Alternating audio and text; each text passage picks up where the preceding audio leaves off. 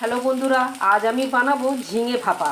হালকা করে ভেজে নেব, ততক্ষণ আমি নারকেল আর দিয়ে দেবো পোস্ত, দিয়ে দেবো 3টে কাঁচা লঙ্কা, দিয়ে একসঙ্গে পেস্ট করে হালকা করে ভেজে নিয়েছি। এবারে নামিয়ে নেব। টিফিন বক্সে পেস্টটা করে নিয়েছি।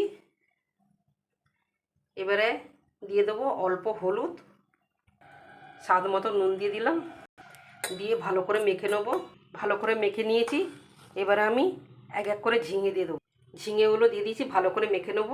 ভালো করে মেখে নিয়েছি, দিয়ে দেবো চেরা কাঁচা লঙ্কা। এবার দিয়ে দেবো সর্ষের তেল, উপর দিয়ে ছড়িয়ে দেবো,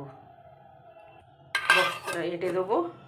এখানে গরম জল কড়াই বসিয়ে দিয়েছি, দিয়ে দেবো। এবারে দিয়ে এটা ভালো করে ঢাকা দিয়ে দেবো। ঢাকাটা খুলে দেখি জল আছে কি না। হ্যাঁ, এখনো জল আছে। এবারে ঢাকাটা খুলে দেখি জল শুকিয়ে গেছে। এবারে আমি নামিয়ে নেব। এবারে ঢাকাটা খুলে দেখব। দেখুন কি সুন্দর হয়েছে। বন্ধুরা, এইভাবে ঝিঙে ভাপা করবেন, খেতে কিন্তু খুব সুন্দর হয়।